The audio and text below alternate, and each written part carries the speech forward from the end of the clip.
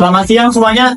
Hari ini kita akan membahas tentang mengenai materialitas di dunia auditing. Baik, Pak. Dari pembahasan yang kemarin, mari kita ulas sedikit ya. Apa sih yang kamu ketahui tentang materialitas? Coba Mbak Alia. Oke Pak, konsep materialitas atau materiality adalah salah satu konsep penting dalam akuntansi dan audit. Konsep ini mengacu pada kecenderungan seseorang untuk menganggap suatu informasi sebagai penting atau tidak penting. Biasanya, seorang auditor harus menentukan batas materialitas, yaitu batas jumlah atau persentase dalam aset, pendapatan, atau pengeluaran suatu entitas yang dianggap material. Iya, Mbak Alia ternyata jawabannya bagus ya. Tepuk tangan untuk semuanya. Untuk pertanyaan yang kedua, apa sih yang kamu ketahui tentang jenis-jenis materialitas? Coba Lena jelaskan. Baik Pak, di dalam audit terdapat beberapa jenis materialitas yang digunakan untuk mengevaluasi signifikan kesalahan atau ketidakpastian dalam laporan keuangan. Ada beberapa jenis materialitas. Yang pertama ada materialitas pengaturan, ada materialitas pencarian, materialitas kinerja, materialitas pelaporan. Baik, itu aja Pak yang saya ketahui mengenai jenis materialitas. Ya, ternyata jawaban Lena juga bagus ya, nomor 2. Tepuk tangan semuanya. Sekarang pertanyaan nomor 3 untuk Santi ya. Apa konsep materialitas itu berbeda untuk akuntansi dan audit? Sebenarnya tidak Pak, karena konsep materialitas dalam akuntansi dan audit tidak berbeda. Konsep materialitas adalah konsep yang sama yang digunakan baik dalam akuntansi maupun dalam audit.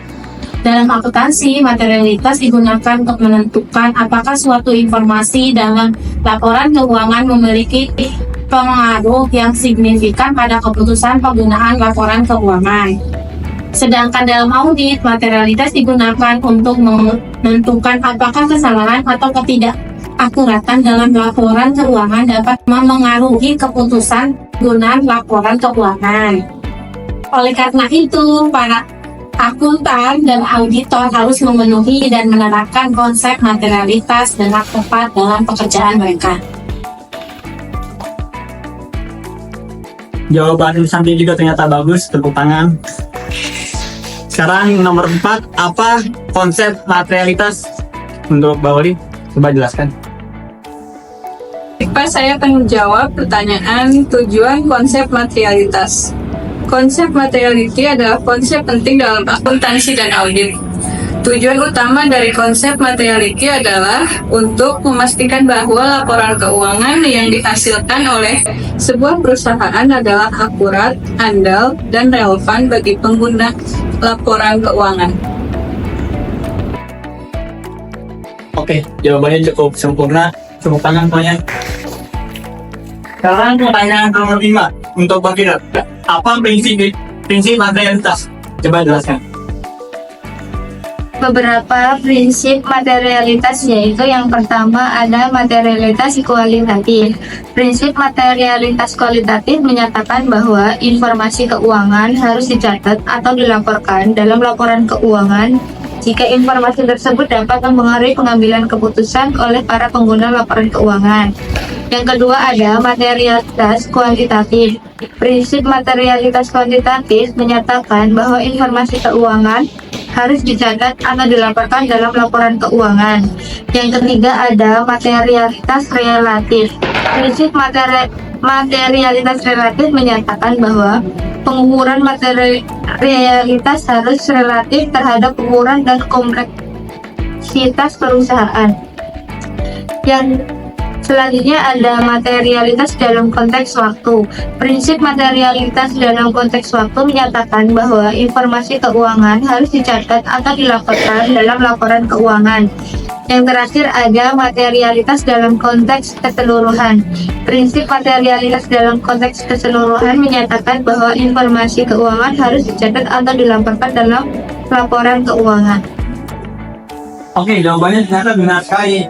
Sekarang pertanyaan selanjutnya, siapa yang mau jawab? Contoh audit keuangan dan konsep materialitas. Siapa yang mau jawab? Saya, Pak.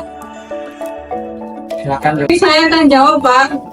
Untuk contoh proses audit keuangan, pertama itu penerimaan perikatan audit, kedua perencanaan audit, ketiga pelaksanaan pengujian audit, keempat pelaporan audit.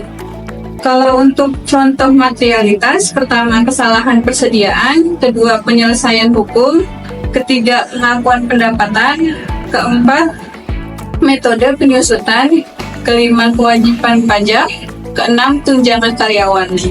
Sudah, Pak. Untuk pertanyaan audit ternyata benar sekali. Sekarang pertanyaan terakhir ya. Contoh kasus terhadap materialitas dalam auditing. Coba siapa bisa sebutkan? Saya, Pak. Ya. Pak, jawaban dari contoh kasus konsep materialitas dalam akuntansi dan audit yaitu kasusnya seperti penurunan nilai aset tetap.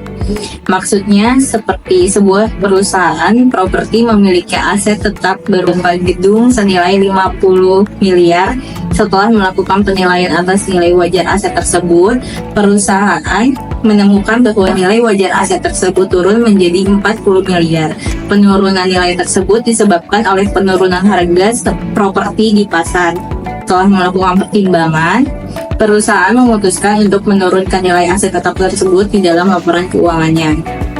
Dan auditor yang bertanggung jawab atas audit laporan keuangan perusahaan melakukan penilaian materialitas atas penurunan nilai aset tetap tersebut. Sekian, Pak, terima kasih. Ya, karena jawabannya itu bagus semuanya, saya langsung mengambil kesimpulan. Kesimpulannya yaitu konsep materialitas sangat penting dalam akuntansi dan audit karena mempengaruhi keputusan pengguna laporan keuangan. Materialitas berkaitan dengan pentingnya sebuah informasi dalam konteks keseluruhan laporan keuangan. Dalam akuntansi, materialitas digunakan untuk menentukan apakah sebuah item harus dilaporkan atau tidak. Sedangkan dalam audit, materialitas digunakan untuk menentukan apakah suatu kesalahan atau kekurangan dalam laporan keuangan dapat mempengaruhi keputusan penggunaan laporan keuangan. Cukup sekian mata kuliah hari ini. Saya mohon maaf bila ada kesalahan. Terima kasih. Selamat siang. Siap, Pak. Terima kasih.